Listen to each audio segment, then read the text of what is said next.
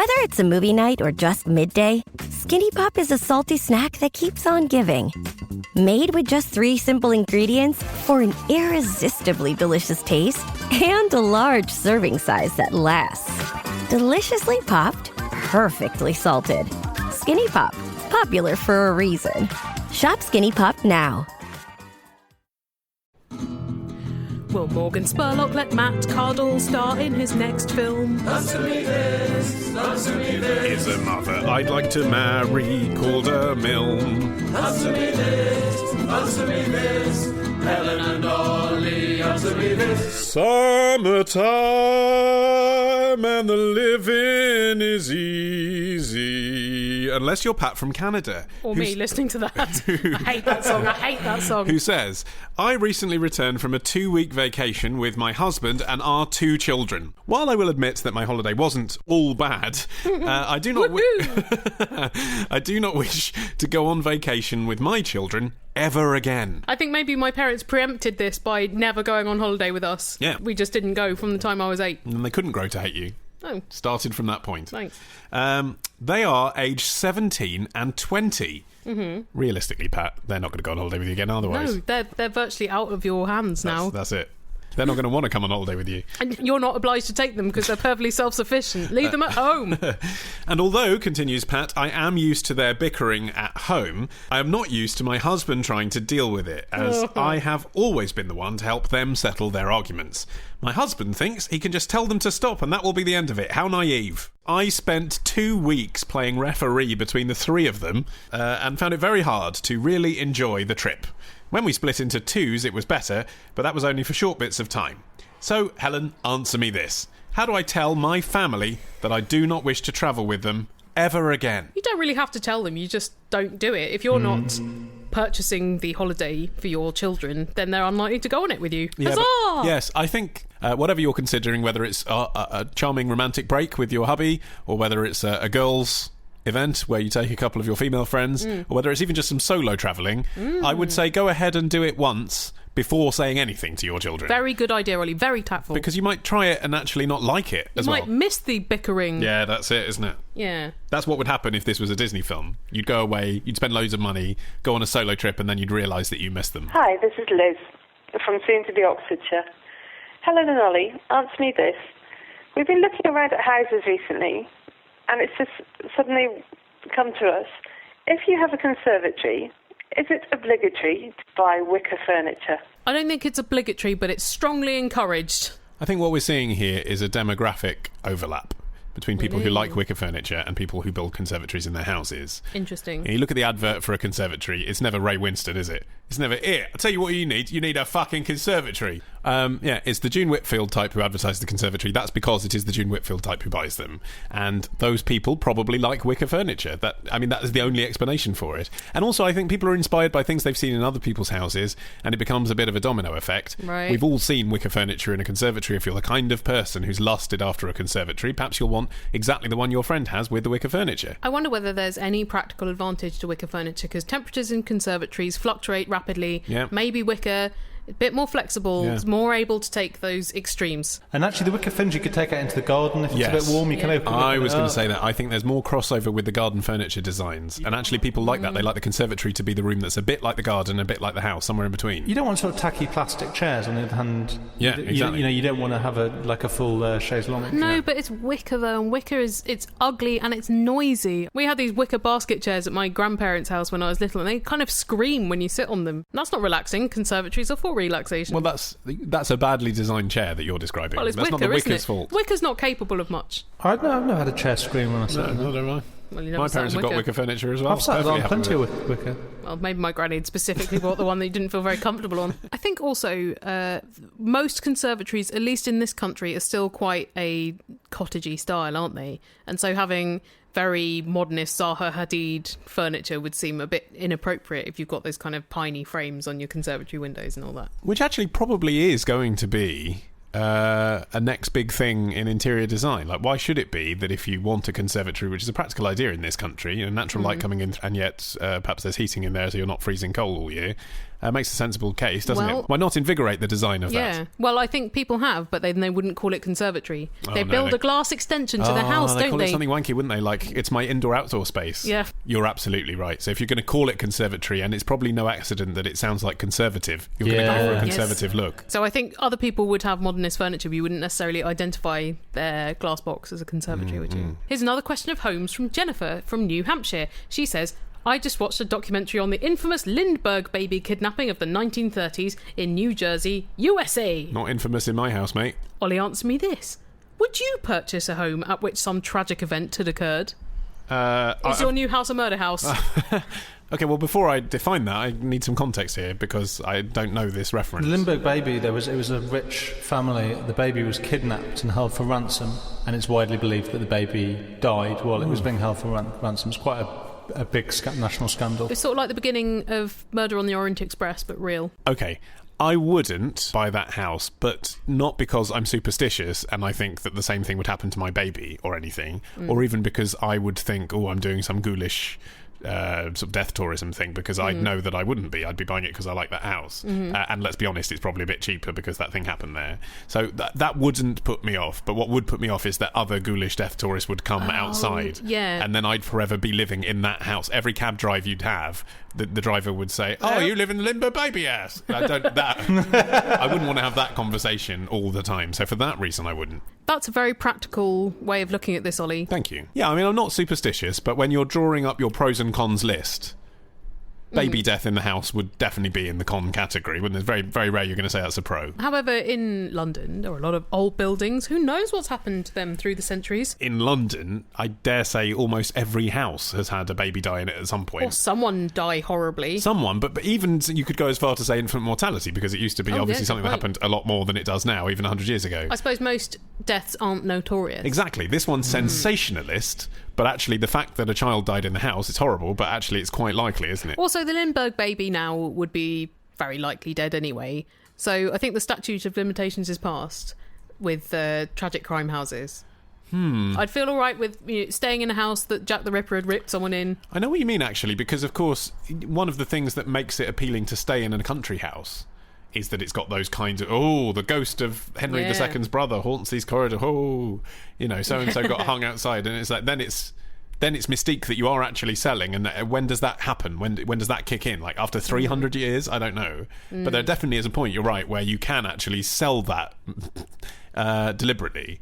But I can't imagine you ever doing that with, like, Fred Westhouse, for example. Well, no, they tore it down. Yeah, but exactly. Yeah. But even in 300 years, I don't think people would want to stay there as a fun weekend away. So I think it's the way in which the people died in the building. I think with Fred West, the associations with the sexual abuse of children probably takes out the kind of haunty ghost thing. Yeah. Probably. You could set forth a programme of significant urban renewal just by campaigning murders.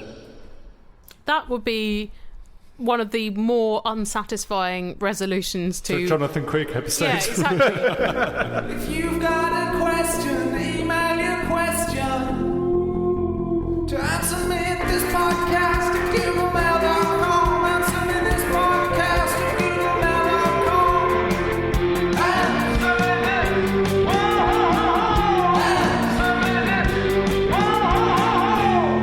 So, retrospectors, what historical events are we ticking off on this week's run of Today in History? On Monday, the anniversary of the day Ozzy Osbourne and a bat came face to face on stage. On Tuesday, we go back to the future with a potted history of the DeLorean.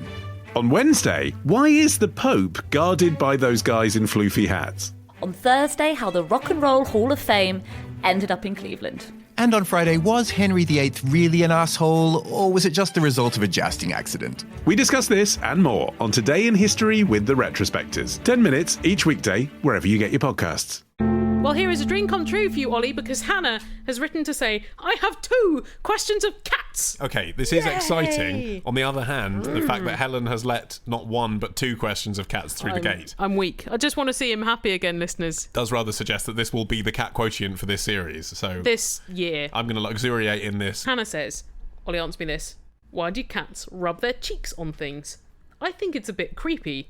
But are they marking their place? Yeah, essentially, yes. Okay. They've got scent glands, haven't they, on their cheeks? Correct. Scent glands in the cheeks. They're basically saying, this piece of furniture, it's worth me staking a claim on it, this. It's mine. I want to know that it's mine. I want to know when I come back that I can't smell another cat on it. Because my opening gambit with cats is usually giving me a little rub on the side of their neck, and they love it. Yes. Is that actually me stimulating their scent glands? No, actually, the neck is a different thing again, because the neck behind the ear, I can't really distinguish a cat's parts. They're just like a furry tube, and I don't care. They are distinct. The neck they particularly enjoy, apparently, and only give you access if they trust you, because that's a part of their body that they can't really reach under their chin. Idiots. So it's like an extra special sensation for them. The scent glands are behind the cheeks. The ears is a totally different thing. I don't know what's going on with the ears there. But they all have a different combination of pheromones. So it's a unique combination. Well, not unique, because probably another cat like it, but unlikely there's another cat in the vicinity like it. Yeah. So they are absolutely marking claim on territory. And it was really interesting, actually, to me, not to you. I'm saying in advance, probably wouldn't be to you. Really interesting to me when we introduced Coco to the new furniture in the house. Oh, Coco, meet sofa. Coco. You can have a great relationship together. Because Coco had been a cattery for 4 to 5 weeks. She came into the house.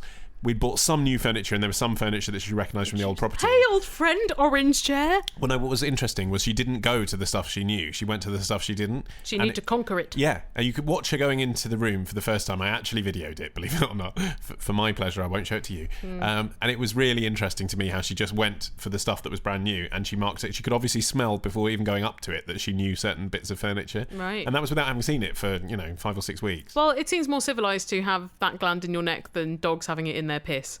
Yes, I think that's right, yeah. And of course it means it still works even when you've been neutered, because when cats get neutered, they lose their desire to mark things with piss.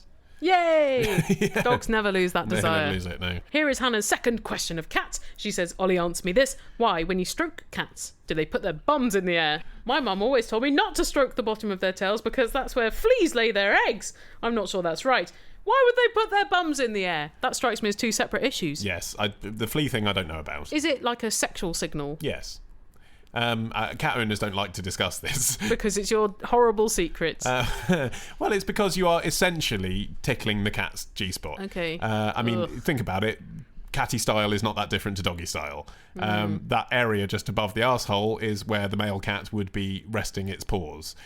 So that is how they prepare themselves for sexual activity. So they're raising it up so that it's at the right height for gripping? Yes, but obviously that's an instinctive reaction. I'm sure the cat isn't actually thinking that at the time. And interestingly, male cats do it as well as female cats. It's just that is a sensitive area linked to their sexual technique. So when you do it, that's what they're feeling. It's a more sensitive area. It is like... Well, when you straighten them out on the tail?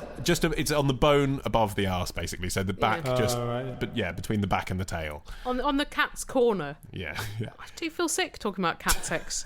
And yet you probably feel better than you've ever felt. Yeah, I love it. I could happily do that. I could do Ollie's cat questions all day long. If you want to give your cat particularly powerful orgasms, Ollie, where do you touch them? That's not such a case of touching as penetrating. No, not all orgasms are penetrative, Dr. Freud. This region is famous for its wine, a drink which comes in red, white and somewhere in between. It may take some getting used to, but the more wine you drink, the more delicious it becomes. It is customary when at a wine tasting to spit the mouthful of each wine into a bucket. Did I feel silly the next day? Cheers! Answer me this holiday. All the fun of travelling with none of the stinky toilets or frightening food. Out now at answermethispodcast.com/albums. It's that time of the show where we take a question off the phone line, the number for which is... 02081235877. Or you can Skype Answer Me This if you use Skype. And let's see who has done that today. Hello, it's Pip. Hello, Ollie, answer me this. Why do piano players have page turners? Other instruments don't, so I don't understand why the piano is so special.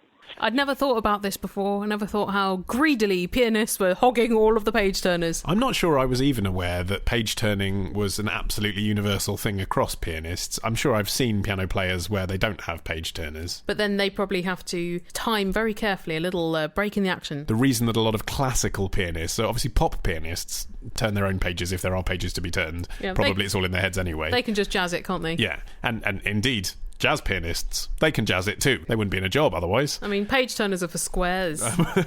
But those square classicists, the reason they have page turners is because in the hear a pin drop atmosphere of a charged concert hall, you don't want the thwack. Apparently is that. Apparently if you work your hands into a rage playing a fast tune, I know I shouldn't call it a tune, let's call it a movement. Okay. Then what your hands will inevitably do when you flick the page is quickly go whoosh, yeah, and what it if you knock it ruins all the off sound. the stand? Well, that could happen too, yeah. All sorts does. What if you haven't licked your finger, because you probably haven't got the time, and you turn over too many pages? Yep, that can happen too. So for all those reasons, it's ruining the beautiful music for the real true classic aficionados, and they like to hear a soundless page turn. But how did the violinists get away with it? I bet there are examples where violinists have page turners, but generally speaking... You can't have 80 page turners in an orchestra. Well, indeed. Well, I reckon the flutist probably turns the violinist's page when necessary. This is the thing, isn't it? What are the chances that they'll be both playing at the same time? Actually, bassoonists don't get to do very much, so they're probably running around doing everyone else's. Aren't they pretty self-sufficient, an orchestra? I don't know that collegiate. They're all very competitive. Well, that's true. I don't think they do turn each other's pages. I think it's quite impractical to do so, but maybe the piano is the only instrument where neither of your hands are free. Well, I think that's right. I was reflecting the last time I saw a classical recital how in tune, no pun intended, the page turner and the pianist have to be. Well, they have to be. You don't want a page turner that turns it a little too early or too late, even worse. Or makes the real schoolboy error of turning it from the bottom.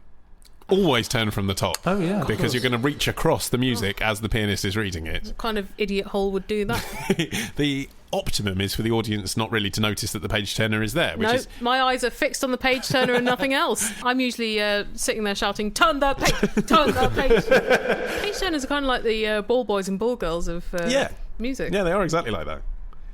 And equally, like the ball boys and ball girls, they can get bruised. If you sit too close to the pianist and it's a very lively Beethoven, you get elbow in the ribs. Naturally. Well, you can't be too close because the pianist would be inhibited. Yes, and yet close enough that you can lean over and turn the page. I mean, it's a very delicate art. Okay, pop quiz. Yeah. Well, actually, classical quiz, I suppose. Okay. Page turner changes the page, accidentally turns two together. Yes, happens.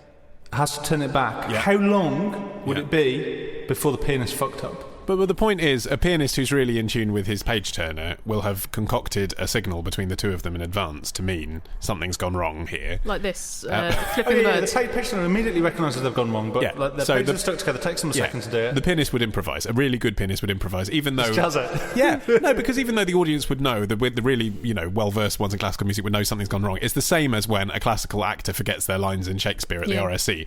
They may have forgotten the end of the verse, but they have to say something that sounds Shakespearean. Yeah. They have to say something. Now is the winter of our miserable time. So what they do is they go back to the beginning of the speech, don't they, until someone helps them out. They just say the same thing again. Once more onto the breach, dear friends. Once more onto the breach, dear friends. Helen, how many minutes should I bake a cake for before it gets all burned and dry? Ollie, how many onions can I slice before my eyes start to cry?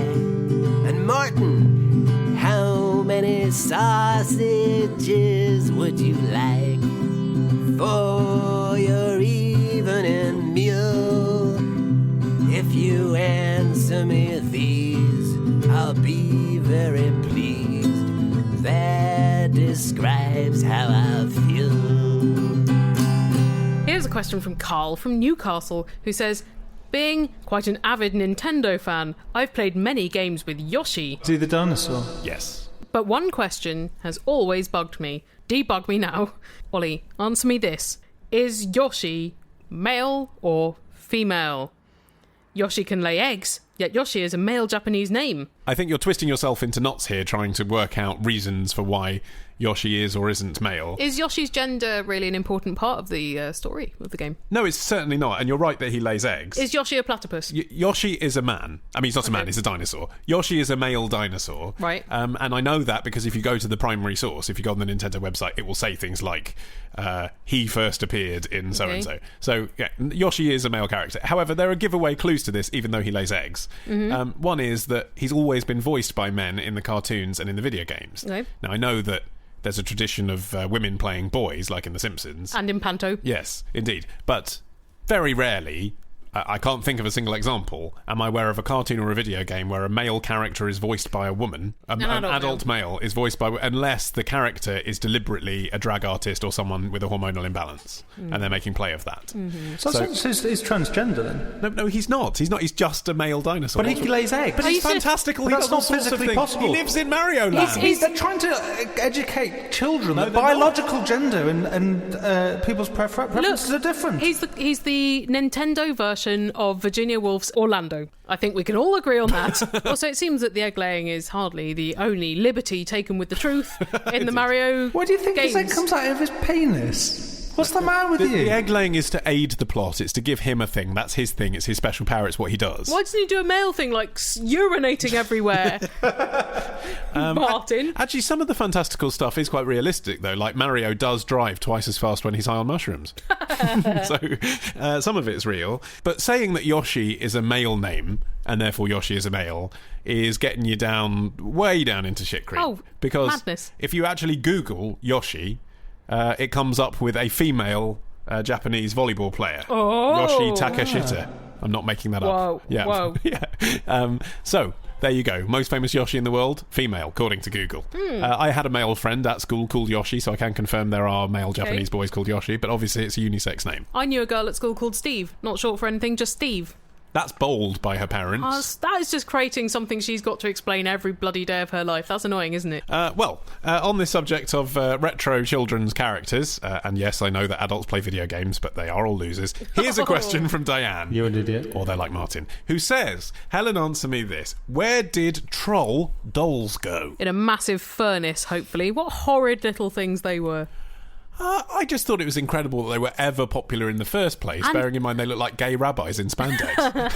And not only popular in the first place, but in the second place and the third place. They had several peaks of popularity. They've never been away, really, have they? Well, no, you're wrong, Ollie. You're wrong. She's saying, where did they go?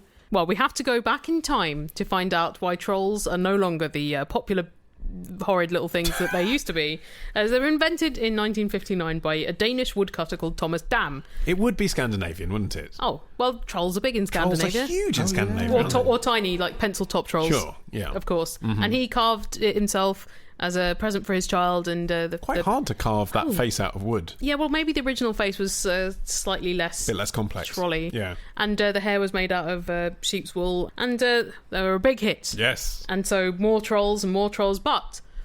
there was an error in his copyright document, which meant that anybody went and made knockoff trolls and flooded the market. What a silly man. I know. However, in 2003, the Dam Company managed to re-seize control of the troll brand. Okay, so in the 2000s, they've got the brand back. So they've got the brand back. So that meant that they became the only manufacturer again, which means you didn't have millions and millions of trolls out on the market. So that's why trolls have been a little bit on the down low for the last 10 years. Oh, so actually now they've got the brand, they don't necessarily know what to do with it to get trolls back. Well, here's a sad twist in the tale, though, Ollie, because very recently, DreamWorks have acquired the intellectual property rights to Trolls, and you know what that means. Awful films that parents are going to have to endure at the cinema. To replicate the troll faces on a big screen. Can you imagine? But actually, maybe it's that people... In an actual intrinsic need to rebel against the mainstream, need occasionally to invent these characters that are in some way repulsive. Like Cabbage Patch Kids are truly horrible. The clever thing to do now, if you're making toys, because we are in a cutesy period now, aren't we?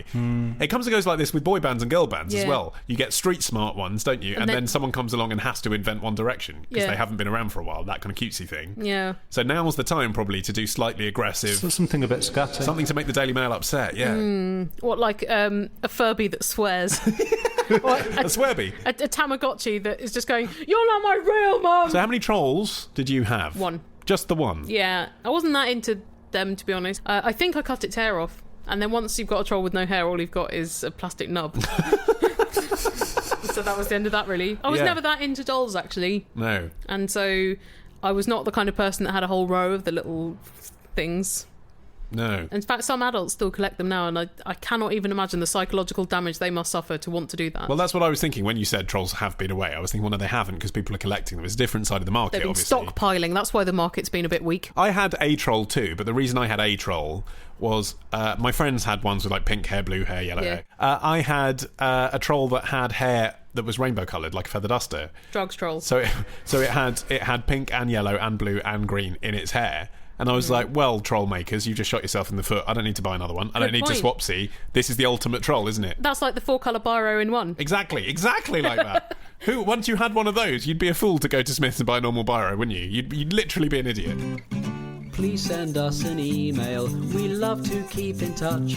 If you send us an email, we'll like you very much. It's answermethispodcast@googlemail.com. That's answermethispodcast@googlemail.com. So please send us an email, or we won't know you're there. And if we like your email, we'll read it out on air. Here is a question from Lorna, who says, Ollie, answer me this. When you buy a website domain, who are you buying it from? Well, I'm buying it from GoDaddy, but that's because they've got my credit card details on file, so it's easy. Who are they, though? And why do they come to own things that don't really exist? Well, that's a quite philosophical question. I know. But that's why I don't understand it. Well, actually, you never truly own, and I'm not being philosophical here, this is just a fact. Yeah. You never truly own a web domain. You are actually just owning the exclusive right to direct it somewhere. We don't live in this world, we just rent it. Exactly. And the internet is kind of like that, because of course it expires, doesn't it, after a set period of years, however many you've paid for, and then someone else can buy it. You don't own it, you're just buying the right to use it. Okay, but that's the equivalent of renting. But still, why is it that somebody is in the position of renting it to you? How did they come to own it? Well, okay, so the various different domain name registrars, they are in turn just one of the registered services who are authorised by ICANN, which is the Internet Corporation for Assigned Names and Numbers. Oh, how do they bloody sneak in and grab all of this authority and money-making scheme for themselves? Because the US government told them to by creating it. Because before that, and this is the really cool fact, but also quite weird, before ICANN existed, the US government owned domain naming. All of them? All of them. So why them, though? Why not, like, the Paraguayan government? Because the structure of the internet was created in the States. And so it came under the jurisdiction of the US, and the US government had a department that dealt with it until at some point, I guess, someone said, you know what, this web thing might take off, could be a bit awkward. They probably didn't foresee WikiLeaks, but they probably thought, it's going to be a bit awkward if the US government authorises everything online, even in a hands-off way. Potential conflict of interest as well. Let's create a Quango. So they did, yeah. Oh. So that's what ICANN is, even though ICANN, I think, sounds like a potty training device. A bit like Can Do. I can do it too with domains. Yeah.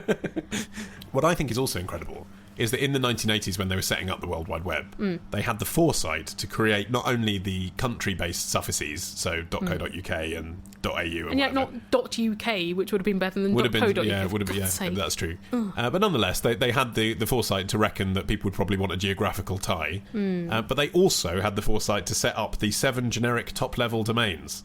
Can you name the 7 generic top-level domains? Now, .com is one. Okay, org, a deer. Org is one. Is that gov. one? Yeah. Gov, a drop of golden sun. EDU? Yes, very good. Yeah. .net? Yes, .net, very good. Yeah. .biz? No, .biz wasn't one of the original ones. .tv? No. Not .world or something. Yeah, it is. It's .int. Int? Who on earth would ever use that? I didn't. .internet. I guess as in .international of no particular... Well, I've got a wonderful website, b.int. And the other one, I didn't know, but it's a US military one, .mil.